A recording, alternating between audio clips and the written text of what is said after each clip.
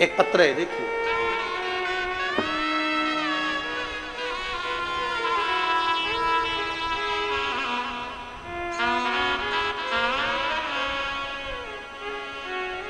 मेरा नाम टिकेश्वरी साहू, पति श्री टिकेश साहू, ग्राम अरंड, विकासखंड फिगेश्वर, जिला गरियाबाद की निवासी हूं। कहीं बैठी हैं तो हाथ हिला सकती हैं। अगर कहीं बैठी हो तो हाथ हिला सकती हैं।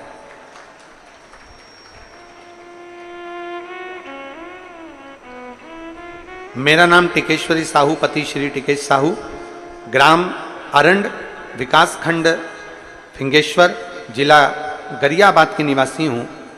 कहीं बैठी हो तो हाथ हिलाइएगा। आप ही हैं? एक बार हाथ हिलाओ। श्री शिवाय नमस्तुभ्यं। आ जाइए, एक बेलपत्र लेकर जाइए। एक लोटे जल का मैं क्या वर्णन करूं गुरुदेव। 2010 में मेरी छाती में 3 गठानें हो गई थी। 3 गठान होने के बाद में डॉक्टर ने कहा कि इसका ऑपरेशन कराइए। हमने उसका ऑपरेशन करवाया। ऑपरेशन कराने के बाद में ठीक नहीं हो पाए। ऑपरेशन कराने के बाद 2023 तक छाती में 12 से 13 गठान और हो गई।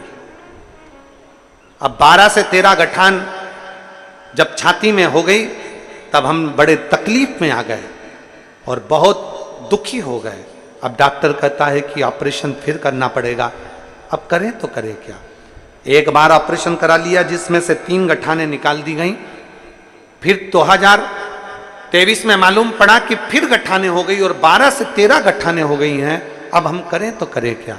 जांच में डॉक्टर कह रहा है कि ऑपरेशन कराओ और गठान की जांच करने के लिए भेजा जाए। हमने अब विचार कर लिया कि अब ऑपरेशन नहीं कराना।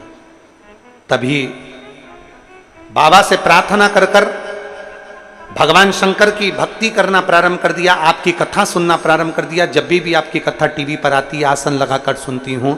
शिव जी के मंदिर जाती हूँ, एक लोटा जल चढ़ाती हूँ, बेलपत्र को नंदी के पास बैठकर खाती हूँ, भगवान शंकर के मंदिर में झाड़ू पोछा करती हूँ और बाबा से रोज प्रार्थना करती हूँ कुछ भी हो जाए अब मेरा ऑपरेशन ना हो, ये गठाने गल जाए।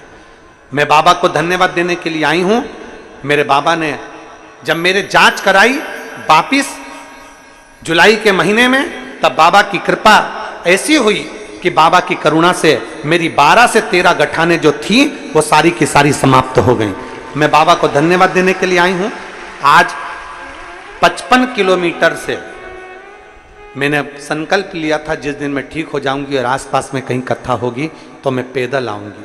55 किलोमीटर से मैं यहाँ पैदल आई हूँ बाबा को प्रणाम करने, बाबा को धन्यवाद देने, शिव को प्रणाम करने। एक लाइन अच्छी लिखी है आप